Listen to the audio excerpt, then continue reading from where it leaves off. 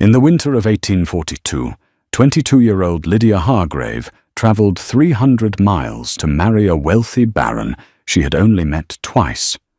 She brought a dowry that could save a kingdom and a heart ready to love. But when the carriage doors opened, there was no baron. There were no servants. There was only a crumbling manor, 3 children with eyes like wolves, and a secret buried in the cellar that would threaten to burn the entire bloodline to the ground. This isn't a fairy tale. This is the true, brutal account of the Penhaligon estate. Stay tuned. The records of the Cornwall carriage service from November 14th, 1842, list a single passenger for the final leg of the journey to the coast, Miss Lydia Hargrave. The daughter of a Bristol textile merchant, Lydia was not marrying for love, nor was she marrying strictly for title. She was marrying for survival. Her father's business was quietly failing, and Lord Arthur Penhaligon, the Baron of Blackwood, needed immediate liquidity. It was a transaction wrapped in silk and lace. Lydia remembered Lord Arthur as a man of 40, handsome in a sharp, hawk-like way, with a charm that felt rehearsed but effective. He had promised her a life of sea air and quiet dignity. What she found was the wind howling like a dying animal. The carriage lurched to a halt, not at the front door, but at the rusted iron gates of the estate. The driver, a superstitious local named Cobb, refused to go further. "The mud is too deep, miss," Cobb shouted over the gale. "And the horses, they don't like the smell of this place." Lydia, wrapped in a heavy wool cloak, stepped out into the ankle-deep sludge. She watched the carriage retreat into the fog before turning her gaze to her new home. Blackwood Manor rose from the cliffside like a jagged tooth. Several windows were boarded up. Ivy strangled the stone chimneys. It did not look like the home of a peer of the realm. It looked like a mausoleum. Dragging her trunk through the mire, she reached the heavy oak doors. She used the iron knocker, a lion's head with one eye missing. The sound echoed, hollow and dead. No one came. She knocked again. Nothing. Pushing against the wood, she found it unlocked.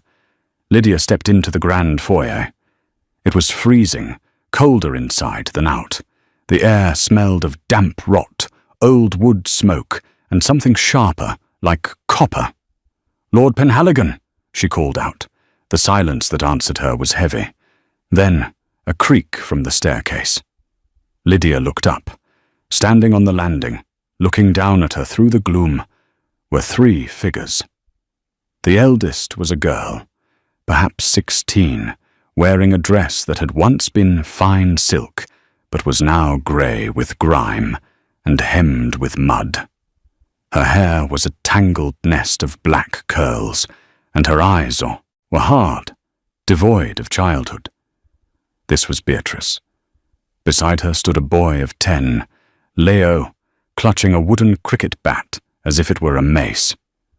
He was shivering, though he didn't seem to notice the cold. And peering from behind Beatrice's skirts was the youngest, a girl of no more than 5, Clara. She was pale, her skin almost translucent, with dark circles under her eyes that spoke of long-term illness. "He isn't here," Beatrice said. Her voice was flat, carrying an authority that didn't belong to a teenager. Lydia straightened her spine. She was a merchant's daughter. She knew how to negotiate with difficult clients. "I am Lydia Hargrave. Your father is expecting me. We are to be married on Thursday." Beatrice let out a short, sharp laugh. It sounded like glass breaking. "He's in London," Beatrice said, descending 1 step. "Gambling away the last of the silver, I expect. Or perhaps he's already in debtor's prison. Either way, you've wasted a journey." "I have a letter," Lydia insisted, reaching into her reticule. "Dated 2 weeks ago. He awaits my arrival." "He lies," Leo said. It was the first time the boy spoke. His voice was a raspy whisper. "He always lies.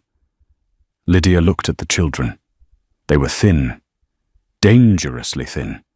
The grand chandelier above them held no candles. The painting of the late Baroness on the wall had been slashed, the canvas hanging in ribbons. "Where are the servants?" Lydia asked, her voice softening. "Gone," Beatrice said. "Cook left 3 months ago when the wages stopped. The maids followed.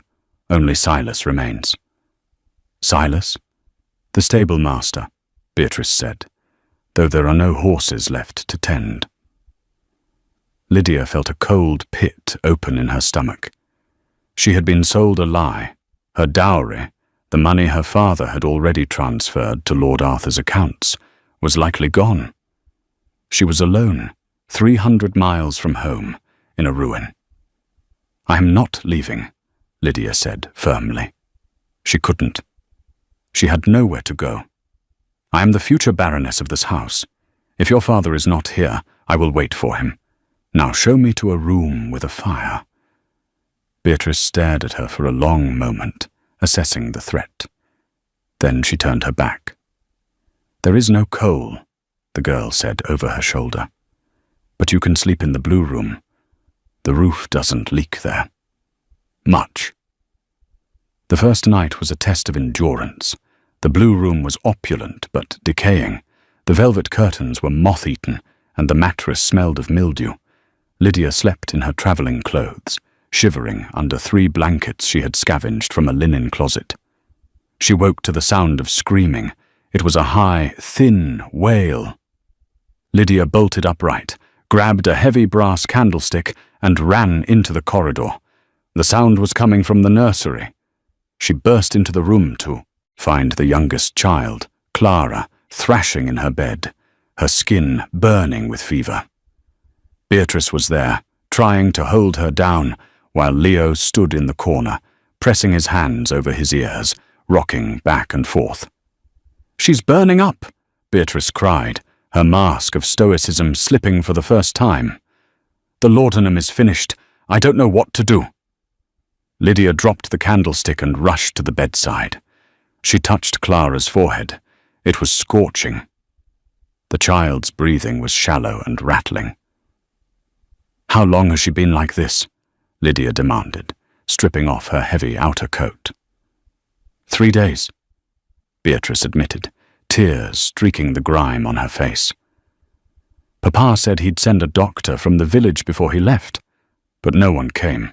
Get me water, cold water and vinegar, and clean cloths. Now," Lydia ordered. Beatrice hesitated, unused to taking orders from a stranger, but the panic in her eyes won out. She ran. For the next 6 hours, Lydia waged a war against the fever. She used the old remedies her grandmother had taught her, cool compresses to lower the temperature, a tea made from willow bark found in her own trunk. She suffered from headaches and always travelled with it. By dawn, the crisis broke. Clara's breathing steadied, and she fell into a natural sleep. Lydia sat back on her heels, exhausted. She looked across the bed at Beatrice. The teenage girl looked young now, vulnerable. "You've been caring for them alone," Lydia said quietly. "How long?" "Since Mama died," Beatrice whispered. 2 years. "And your father?" Beatrice's face hardened again. "Father exists in this house like a storm. He comes in, breaks things, takes what he wants and leaves. He hates us. Why? Because we cost money, and because we remind him of her." A heavy boot step sounded in the hallway. Beatrice flinched, her eyes widening in terror. Leo stopped rocking.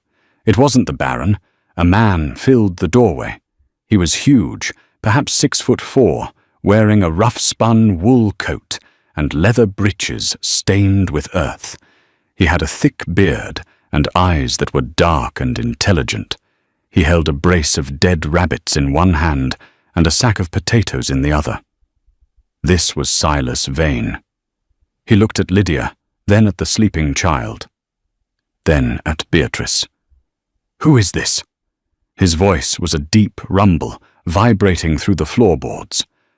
"The bride," Beatrice said, her voice regaining some of its edge. "She thinks she's the Baroness." Silas dropped the rabbits on a side table. He stepped into the room, looming over Lydia. He didn't bow. He looked at her hands, red and chapped from wringing out wet cloths all night. "You should leave, miss," Silas said. "The road is washed out, but I can get a cart through the lower pass. I can have you in the village by noon." "I have nowhere to go," Lydia repeated, "and I have already paid for my place here.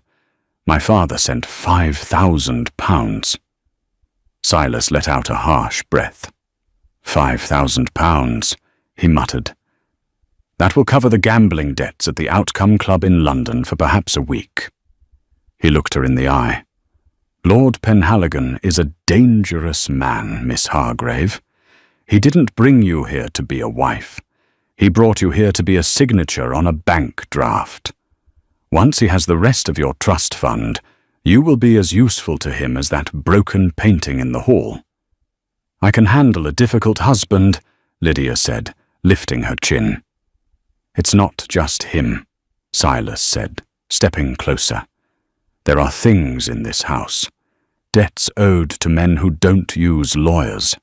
And," he glanced at Leo, "there is the matter of how the first Baroness died." "How did she die?" Lydia asked. "She fell," Beatrice said quickly, too quickly. "From the tower." Silas said nothing. He just looked at Lydia with a profound, weary sadness. "I will cook the rabbits. If you are staying, you need to eat. But lock your door tonight, Miss Hargrave, not because of the Baron. He isn't back yet. But because in this house, secrets have a way of walking around in the dark." 2 weeks passed. Lord Arthur did not return. In that time, Lydia ceased to be a guest and became the campaign commander of a besieged fortress. She realized quickly that if they were to survive the winter, she could not act like a lady. She opened the trunks she had brought, trunks filled with trousseau linens, lace handkerchiefs and silk gowns. She cut them up. The silk became liners for the children's thin coats. The linen became bandages and clean sheets. She found the keys to the pantry and did an inventory. It was pathetic. A sack of weevil-ridden flour, some dried peas, and a cellar full of expensive wine. "We sell the wine," Lydia announced at dinner one evening. They were eating stewed rabbit, courtesy of Silas, and boiled potatoes. "Papa will kill you," Leo whispered. "That is his red sanctuary. If Papa wanted to drink it, he should have been here to protect it," Lydia said. "Silas, can you transport the crates to the market in Truro?" Silas, who was standing by the fire, he refused to sit at the table with them, despite Lydia's insistence, nodded slowly. A rare smirk tugged at the corner of his mouth. "It would be my pleasure, Miss Lydia." The sale of the wine brought in enough money for coal, flour, wool, and, most importantly, a doctor to properly examine Clara. The house began to warm up. The heavy gloom lifted, inch by inch. But as Lydia cleaned the house, she began to uncover the physical evidence of Lord Penhaligon's madness. It started in the study. She was looking for paper to write a furious letter to her father, which she knew she would never send, when she found a hidden compartment in the Baron's desk. Inside was a leather-bound ledger, but it wasn't an accounting of rents or crops. It was a gambling log. October 12th, lost the emerald necklace, Beatrice's inheritance. November 3rd, wagered the timber rights to the Northwoods, lost. November 10th, borrowed 2,000 from Mr. Varkas, collateral, the wedding dowry. Lydia froze. Varkas. The name sounded Greek or Eastern European. It wasn't a bank. It was a loan shark. She turned the page. December. If the Hargrave girl proves difficult, commit her. Dr. Evans has agreed to sign the papers for a fee of $50. The room spun. He never intended to live with her. He intended to take her money, declare her insane, and lock her away in an asylum. It was a common trap for heiresses in that era. She slammed the book shut. "You found it." Lydia jumped. Silas was standing in the doorway. He moved so quietly for a big man. "You knew?" Lydia accused, her voice trembling. "I suspected," Silas said. "He did the same to his first wife, though he didn't put her in an asylum." "Beatrice said she fell," Lydia whispered.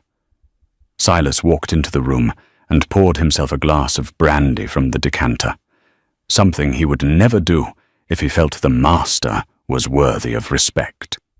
"She fell because she was terrified," Silas said. "He came home drunk, raging about a debt.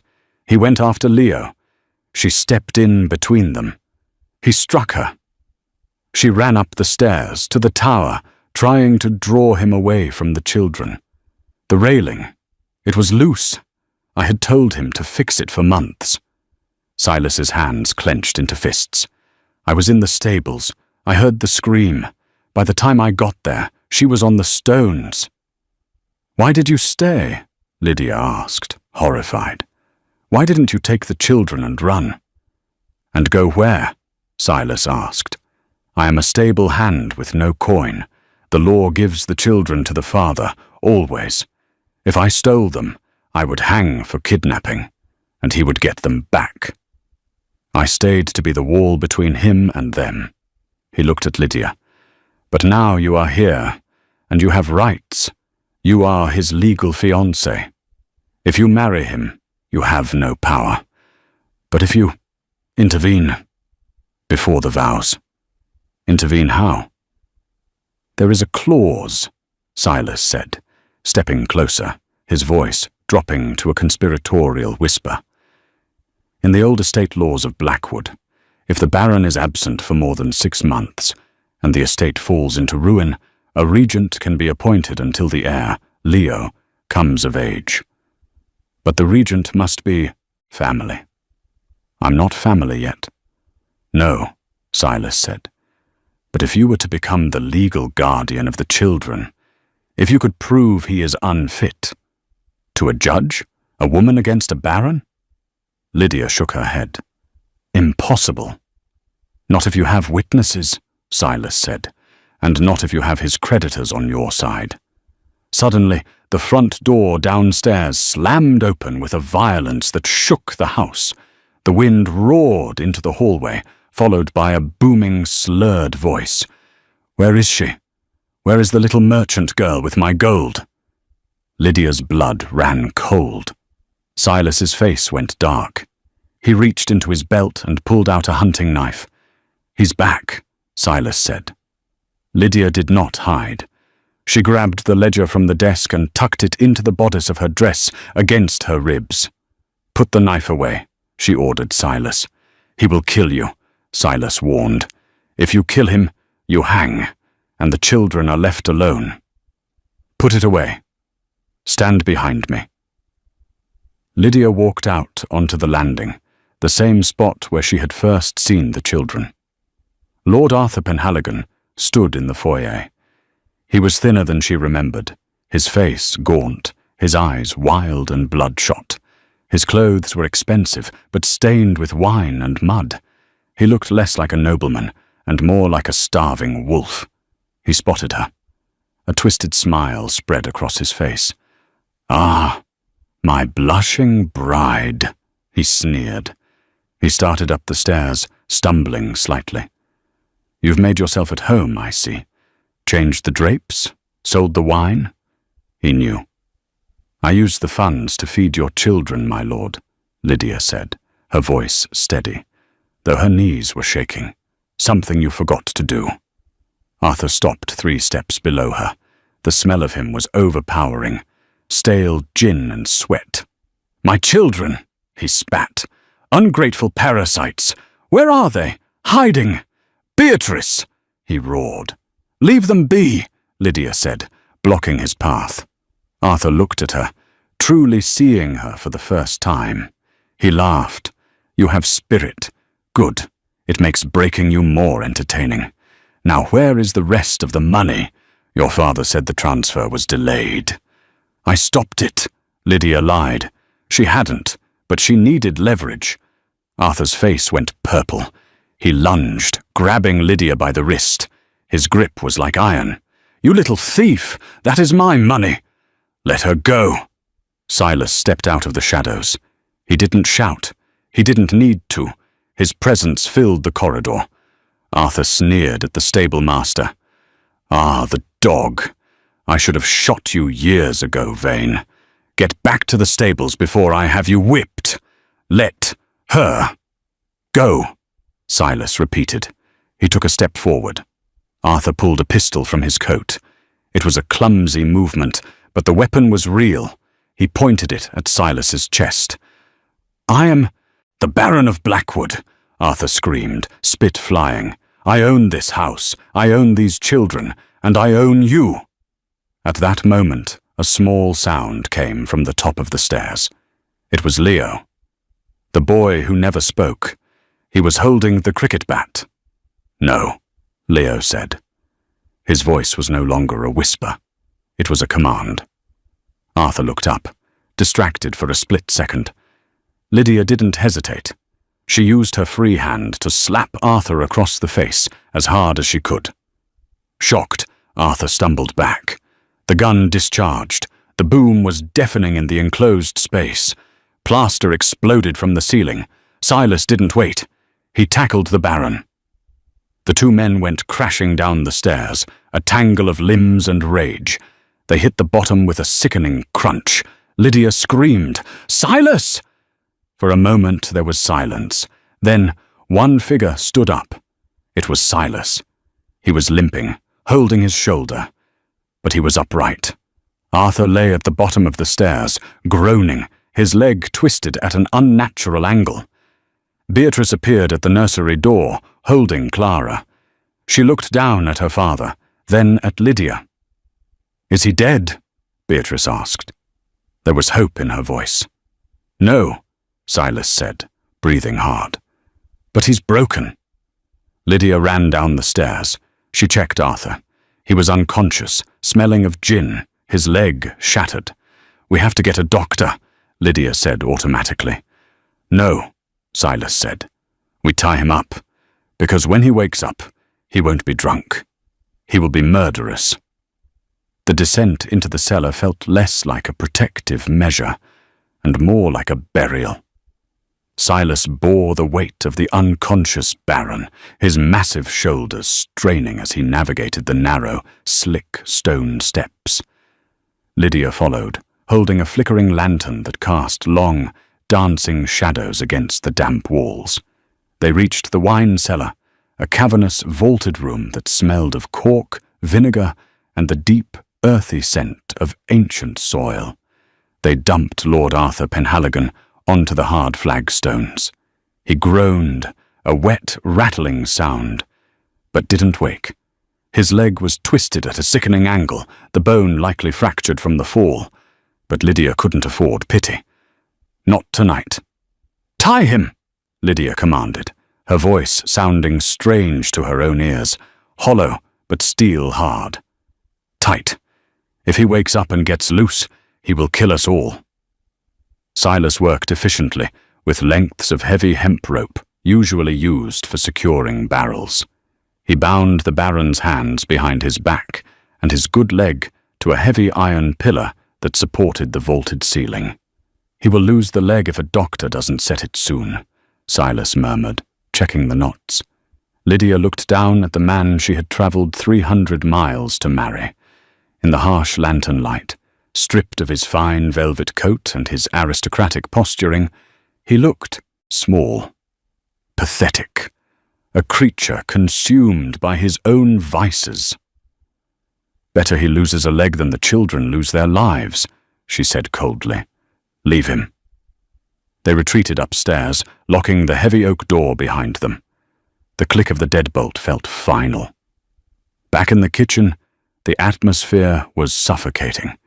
The storm outside had intensified, the wind battering the house like a physical assault, rattling the window panes in their lead frames. The fire in the hearth had burned down to embers, casting a dull, red glow over the room. Beatrice sat at the scrubbed wooden table, her arms wrapped protectively around Clara, who was sleeping fitfully. Leo sat on the floor, the cricket bat still clutched in his white-knuckled hands. He was staring at the door, waiting. Lydia paced the room. The adrenaline that had fueled her confrontation on the stairs was fading, replaced by a creeping, icy dread. She reached into her bodice and pulled out the leather-bound ledger again. It felt heavy, radiating heat against her skin. "We need to know what we are up against," she said, placing the book on the table. She opened it to the last few pages, her finger tracing the erratic, ink-blotted handwriting of the Baron. Silas poured water from a pitcher into a tin cup and drank deeply. He watched her read, his dark eyes unreadable. "Varkas," Lydia read the name aloud again. "You said he is a crime lord, but surely even a criminal has limits. The Baron is a peer of the realm. Varkas wouldn't dare attack a noble's estate." Silas let out a dry, humorless laugh. He walked to the window, peering out into the black, rain-lashed night. "In Cornwall, the law is distant, Miss Lydia. London is a world away. Men like Varkas operate in the gaps where the law doesn't reach. He lends to desperation. He lends to men who have already been turned away by the banks. And he collects with interest." "What kind of interest?" Beatrice asked, her voice trembling. Lydia's finger stopped on an entry dated just 3 days prior to her arrival. November 10th. Borrowed 5,000 dollars. Terms: immediate repayment upon the marriage contract. Penalty for default. Forfeiture of all tangible assets. "He borrowed against my dowry," Lydia whispered, the realization hitting her like a physical blow. "He told Varkas that I was coming, that I was bringing money. He spent my inheritance before I even stepped foot in the carriage." "He lost it," Silas corrected gently. "Whatever he borrowed, he lost it at the tables before he even came back here." "But it says tangible assets," Lydia noted, her eyes scanning the next line. "Collateral. The deed to Blackwood Manor and all contents therein." She looked up at Silas, horror dawning. "He didn't just bet the money, he bet the house. If he can't pay—" "Then Varkas owns the roof over our heads," Silas finished. "And he is not a man who files eviction notices. He sends breakers." As if summoned by the words, a sound cut through the noise of the wind. It was the heavy, rhythmic thud of horses' hooves churning through mud. Not one horse. Several. Leo scrambled to his feet. "They're here." Lydia rushed to the window, pressing her face against the cold glass. Through the driving rain, she saw the flicker of torches. 4 riders were coming up the drive. They didn't slow down as they approached the house. They rode with the arrogance of ownership. "Put out the candles," Lydia hissed. "Now!" Beatrice blew out the tallow dip on the table.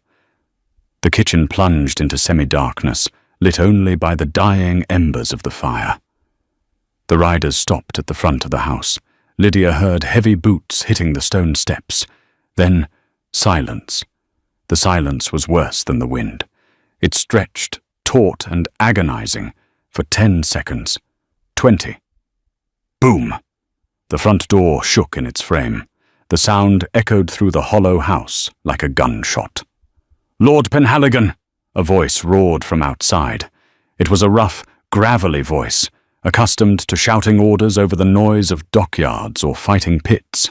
"Open the door. We know you're in there. We saw the lights." Lydia looked at Silas. He had already moved to the kitchen drawer, pulling out a long, serrated bread knife. It was a pitiful weapon against 4 men, but he held it with the ease of a man who knew how to use it. "Stay here," Silas whispered to the children. He looked at Lydia. "Stay with them." "No," Lydia said. She grabbed the heavy iron poker from the fireplace. The end was still glowing faint orange from the heat. We faced them together. If they think the Baron is here, they might negotiate. They are not here to talk, Lydia, Silas warned, using her given name for the first time. They moved into the hallway, leaving the children in the shadows of the kitchen. The pounding on the door resumed, rhythmic and violent. The wood was old. It wouldn't hold forever. "Who is it?" Lydia shouted through the door, trying to pitch her voice lower to sound authoritative. "The Baron is indisposed. Go away." Laughter erupted from the other side. Nasty, mocking laughter. "Indisposed, is he?" the voice sneered. "Drunk, more likely, or hiding under the bed. It doesn't matter, sweetheart. We aren't here for a chat. We're here for collection. Mr. Varkas is tired of waiting." "The debt is disputed," Lydia yelled back, desperate to buy time. "We have records. The collateral was illegal." "Illegal?" The man outside laughed again. "Laws are for people who can afford lawyers, lady. We have a paper signed by his lordship's own hand, deed and contents. That includes the silver, the paintings, the horses, and looking through the window, I see a few pretty things we might take as interest." Lydia's blood ran cold. Contents. That meant everything. "Break it down!" the leader shouted. A heavy weight slammed into the door. The wood groaned and splintered near the lock. Silas turned to Lydia, his face grim, illuminated by a flash of lightning through the transom window. "You have to go. Now. Take the children. The servants' tunnel in the pantry. It leads to the sea caves. The tide is out. You can make it to the village." "And leave you?" Lydia demanded. "I can hold the door for maybe 5 minutes," Silas said rapidly. "Once they get in, I am one man, Lydia. I can't stop 4. Go. Save the children." Lydia looked at the door, shuddering under another blow. She looked back at the kitchen, where Beatrice stood in the doorway, terrified, holding Clara. She looked at Silas, this giant of a man who had been the only father these children had ever known. If she left, Silas would die. They would butcher him right here in this hallway, and then they would burn the house, and the legacy of the Penhaligons would end in ash and blood. She thought of her father, the merchant. He had spent his life balancing ledgers, avoiding risk, bowing to men with titles who were less than half the man Silas was. She had been raised to be a transaction, a bargaining chip. But in the last 2 weeks, stripping moth-eaten velvet to make blankets, rationing flour and fighting fevers, something in Lydia had changed. The soft merchant's daughter had died the moment she stepped into the mud at the front gate. "No," Lydia said. Silas stared at her. "Lydia, please." "This is my house," she said, her voice rising, vibrating with a fury she hadn't known she possessed. "I paid for it. My father's money is in these walls. My sweat is in these floors. And these are my children now." She turned to Beatrice. "Beatrice." The girl flinched. "Yes?" "Your father's hunting rifles. The ones in the gun room. Are they loaded?" Beatrice's eyes widened. She looked from the shaking door to Lydia's blazing face. The fear in her eyes was suddenly replaced by a spark of recognition. She saw the same resolve in Lydia that she had forced upon herself for 2 years. "Yes," Beatrice said breathlessly. "He kept them loaded for poachers, but the powder might be damp." "Get them," Lydia ordered. "And the powder horn. Leo, help her." "Lydia, you can't," Silas protested, though there was a dawning awe in his expression. "You've never fired a gun. This isn't a fox hunt. These are killers." "Then we teach them that they picked the wrong house," Lydia snapped. She gripped the iron poker so hard her knuckles turned white. Another massive crash. The top hinge of the door gave way, screeching as metal tore from rotted wood. "Dosia, Hand reached through the gap, grasping for the bolt. Silas didn't wait. He lunged forward, swinging the heavy bread knife. He slashed at the hand. A howl of pain came from outside, and the hand was yanked back, trailing blood. "You bit me! You mongrel!" the man screamed. "Corbin, give me the torch! Burn them out!" "They're going to burn the house," Silas said, stepping back, positioning himself behind the heavy oak table in the center of the foyer. He flipped it onto its side, with a grunt of exertion, creating a makeshift barricade. "Get behind the table, Lydia!" Beatrice and Leo came running from the back of the house. Beatrice carried 2 long muskets. Heavy, archaic things, but deadly. Leo clutched a leather pouch of lead shot and a copper powder flask. "Here," Beatrice gasped, shoving a rifle into Silas's hands. She kept the other one. "Do you know how to use that, girl?" Silas asked, checking the priming pan. "I watched you," Beatrice said, her chin trembling but held high. "Aiming is just math, isn't it? Distance and angle." "Don't aim for the head," Silas instructed, his voice low and calm now that the decision to fight was made. "Aim for the chest. It's a bigger target." He looked at Lydia. She didn't have a gun. She stood beside him, the iron poker raised like a sword, her eyes fixed on the splintering door. "If they get past the table," Silas said to her, "you take the children and you run. Do not hesitate. Do you understand?" Lydia looked at him. In the gloom, amidst the crashing of the door and the roaring wind, she saw the man beneath the servant's garb. She saw his courage, his loyalty, his heart. "They won't get past us," Lydia said. The door finally gave way. With a screech of tearing metal and the crack of splintering wood, it fell inward, crashing onto the flagstones. Wind and rain exploded into the foyer, extinguishing the last candle. Silhouettes filled the doorway, 4 of them. Backlit by the lightning, they looked like demons rising from the earth. One of them, a brute of a man with a jagged scar across his cheek, held a flaming torch in one hand and a heavy club in the other. "Well then," the leader, Corbin, snarled, stepping over the broken door. "Let's see what the little mice have to say now." Silas rested the barrel of the rifle on the edge of the overturned table. "Get out," Silas rumbled. It wasn't a request. It was a judgment. Corbin laughed and took a step forward. "Or what, stable boy? You'll groom me to death?" Silas squeezed the trigger. The boom of the musket was deafening in the enclosed space, louder than the thunder outside. A flash of orange fire illuminated the terror on Corbin's face an instant before the lead ball struck him. The shoulder, spinning him around and dropping him to his knees.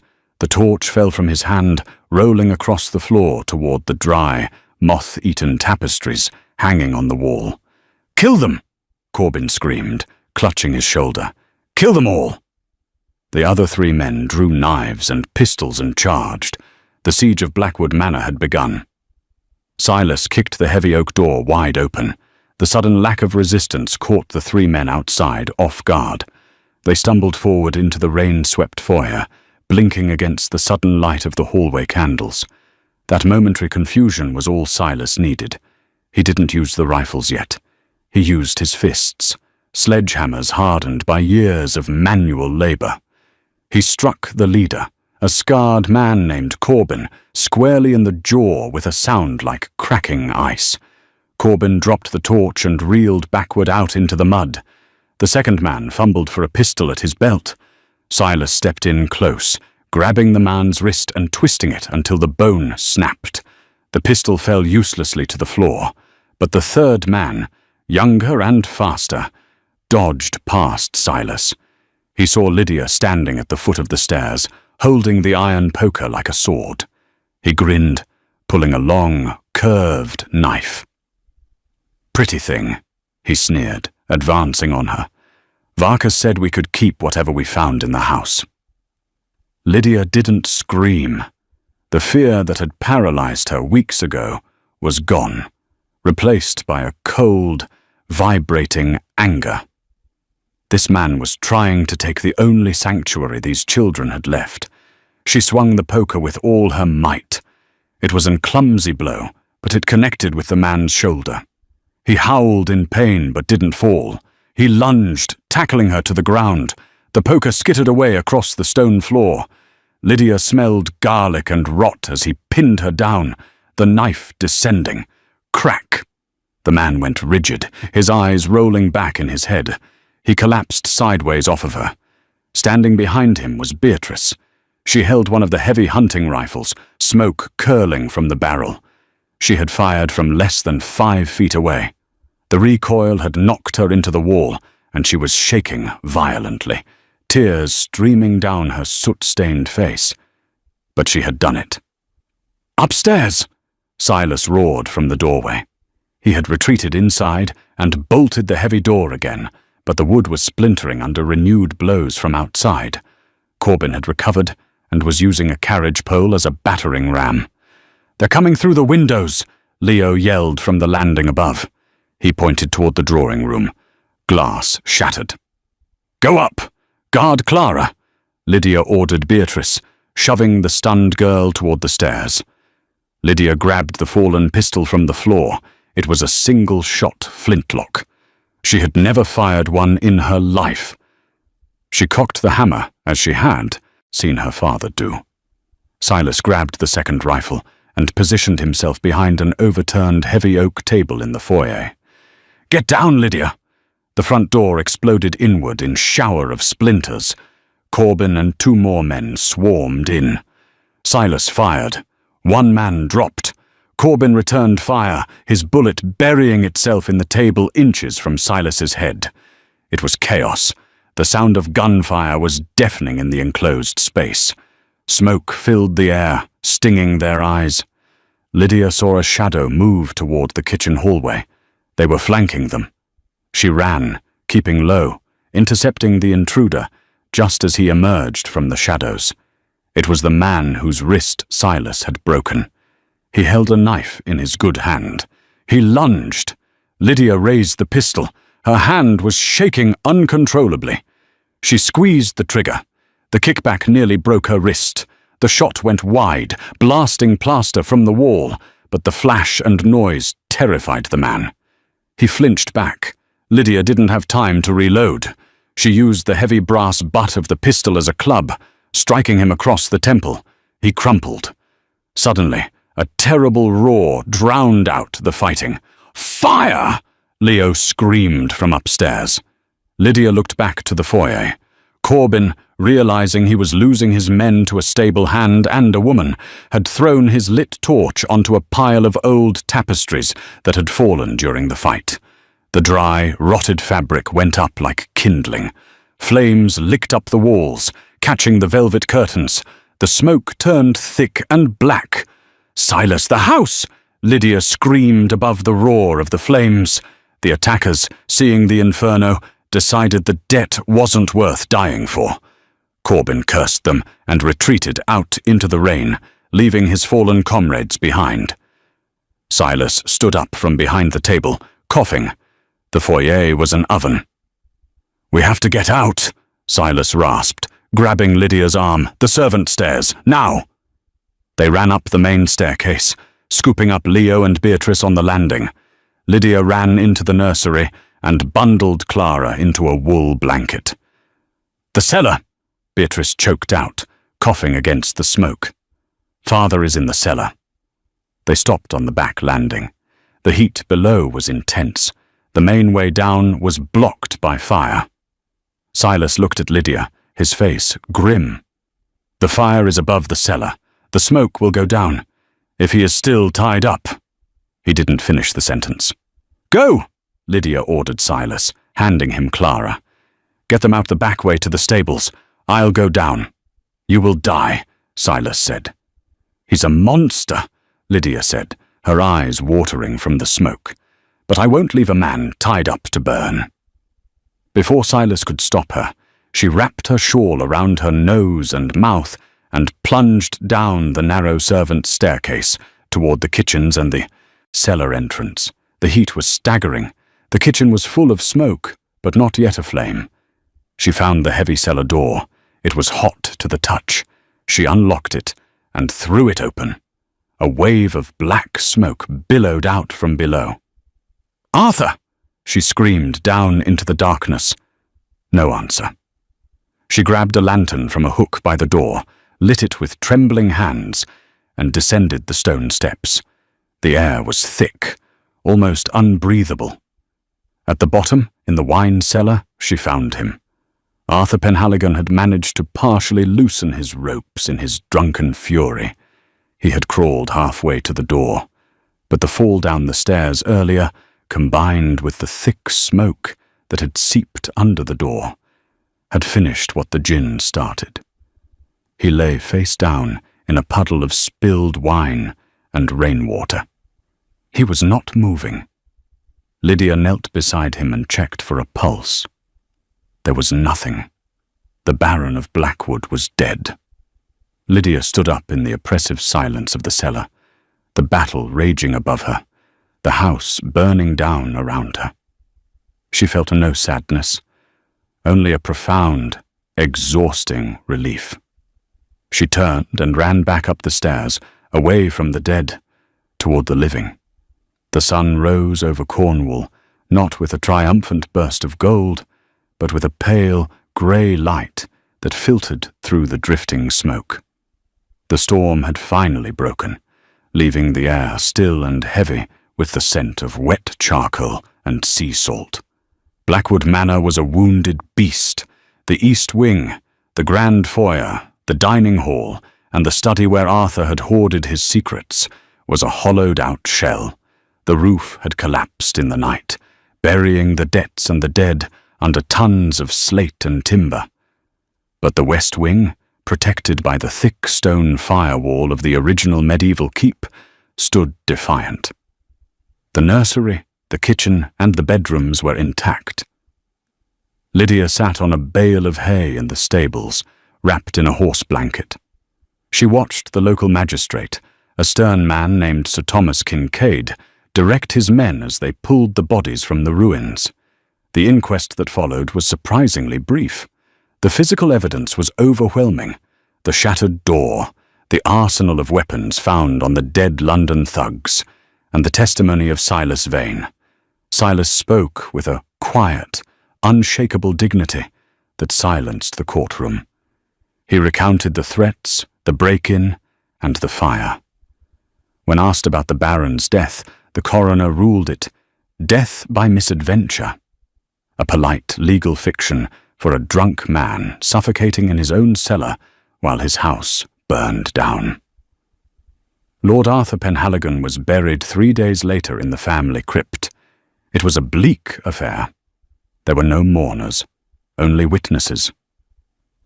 Beatrice stood by the grave, dry-eyed, holding Leo's hand so tightly her knuckles were white. They did not weep for the father they had lost. They had lost him years ago. They wept only for the fear that he might still reach out from the grave to destroy them. And he almost did. The real battle for Blackwood began a week later, not with guns, but with paper. Lydia, Silas, and the children sat in the dusty, book-lined office of Mr. Percival Hemlock, the family solicitor in Truro. Hemlock was a nervous, bird-like man who seemed terrified of the ledger Lydia had placed on his desk. "It is a catastrophe, Miss Hargrave," Hemlock said, wiping his forehead with a handkerchief. "I have reviewed the Baron's accounts. The estate is insolvent. The debts to the local tradesmen are manageable, yes. But this," he tapped the ledger. "The debt to this Mr. Varkas is astronomical. £5,000 secured against the deed of the manor." "He means to evict us," Beatrice said, her voice hollow. "We are going to the workhouse." "The creditors from London will arrive within the month to claim the asset," Hemlock confirmed sadly. "As Leo is a minor, the court will order the liquidation of the estate to satisfy the liens. The house, the land, everything must be sold. Silence filled the room. Silas looked at the floor, his jaw clenched. He could fight men, but he couldn't fight the Bank of England. "No," Lydia said. Hemlock blinked. "I beg your pardon?" Lydia sat forward. She was wearing a simple black dress she had sewn herself, but she wore it like armor. The hesitation of the girl who had arrived in the rain was gone. In her place sat the daughter of a Bristol merchant, a woman who had learned to read contracts before she learned to embroider. "The debt to Varkas is invalid," Lydia stated calmly. "Miss Hargrave, the Baron signed a pledge of collateral he did not possess," Lydia interrupted, her voice sharp. "I have read the original Blackwood Charter in the library. The estate is entailed. It passes directly to the male heir upon birth. Arthur held the title, yes, but the land? The land belongs to Leo. Arthur had life interest only. He could not legally mortgage the deed without the consent of the trustees. Did he have your consent, Mr. Hemlock?" Hemlock's mouth opened and closed. "Well, no. I was never consulted." "Then the contract with Varkas is void," Lydia declared. "It is fraud. Let Varkas try to sue for it in open court. He is a criminal. He won't dare expose his books to a magistrate. The London debt dies with Arthur." She reached into her reticule and pulled out a bank draft. "As for the local debts, the grain merchant, the blacksmith, the doctor, this will cover them." She slid the paper across the desk. It was the draft for £5,000, her dowry. Hemlock stared at the paper. "Miss Hargrave, this is a fortune. This was meant for your future husband. If you use this to pay the estate's debts, you become an unsecured creditor. You will have no legal claim to this money. You will be destitute." "I am investing," Lydia said, glancing at Silas, then at the children, "in a new venture." "And the guardianship?" Hemlock asked, stunned by her audacity. "The court will require a male guardian for the heir." "We will petition the court," Lydia said. "I will apply for legal guardianship of the persons of Beatrice, Leo, and Clara. As for the estate management," she turned to Silas. "Mr. Silas Vane will be appointed as the estate steward with full signatory power until Leo reaches his majority."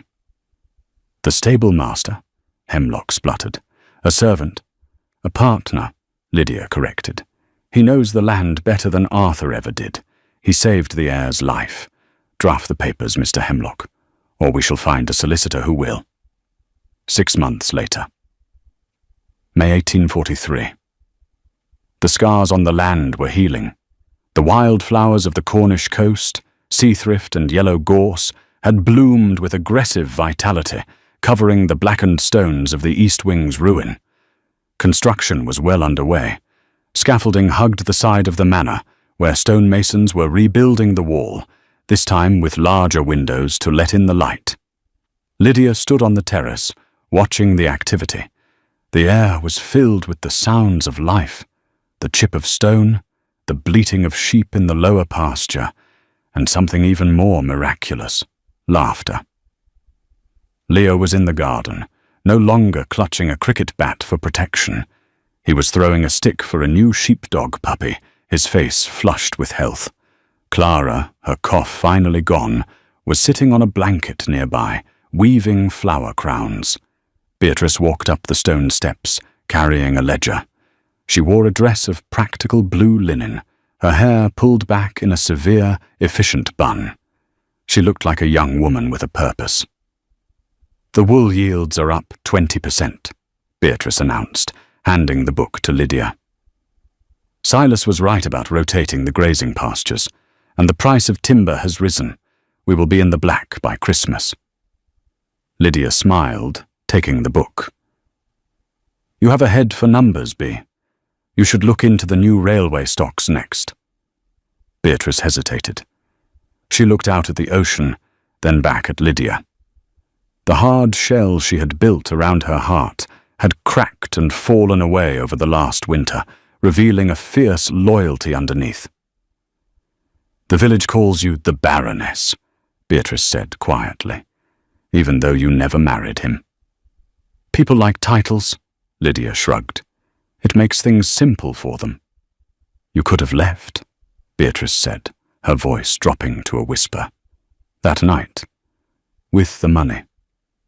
You could have gone back to Bristol and found a husband who wasn't broken. Why did you stay?" Lydia looked past the children, toward the edge of the paddock. Silas was there. He was repairing a fence post, his shirt sleeves rolled up, revealing powerful forearms. As if sensing her gaze, he stopped and looked up. Across the distance, his dark eyes met hers. There was no formal courtship between them, no poetry. Their romance was built on the silent, profound understanding of two soldiers who had fought back to back in a trench. It was a love made of mortar and stone, not silk and lace. "Because," Lydia said softly, turning back to Beatrice, "a title is something you inherit. A family is something you build. And I decided I wanted to build this one." Silas finished with the post and began walking up the hill toward them. He didn't walk with the swagger of a lord, but with the steady, grounded gait of a man who owned the earth beneath his feet. Lydia adjusted her shawl and stepped down onto the grass to meet him. "The Baroness of Blackwood," Silas said as he reached her, a small, teasing smile playing on his lips, an expression that he reserved only for her. "The steward of the estate," Lydia retorted with a smile. He offered her his arm. It was a gesture of equality, not servitude. "The roof is finished," Silas said. "It will hold against the winter." "Good," Lydia said, taking his arm. "Let the storms come. We are ready." Lydia Hargrave lived at Blackwood Manor for the rest of her life. She never formally married Silas Vane. Social conventions of the 1840s would have made a marriage between a lady and a former servant scandalous. But historical records, including the 1851 census, list Silas as the head of household in all but name, and letters from Beatrice refer to them as "my parents" in spirit, if not in law. Together, they turned a bankrupt ruin into one of the most prosperous estates in Cornwall. Leo grew up to be a benevolent baron who reformed tenant laws, and Beatrice became one of the first women in the region to own her own shipping company. It's a powerful reminder that history isn't just about the people with the crowns and the titles. Sometimes, the most important figures are the ones who step into the wreckage when everyone else has fled. Lydia didn't get the fairy tale she was promised. She got something realer, harder, and infinitely better. If you enjoyed this deep dive into the secrets of Blackwood Manor, please hit that like button. It really helps us find more lost stories like this one. And tell me in the comments, if you were Lydia, would you have handed over your life savings to save a family of strangers? Don't forget to subscribe and ring the bell. I'll see you in the next video.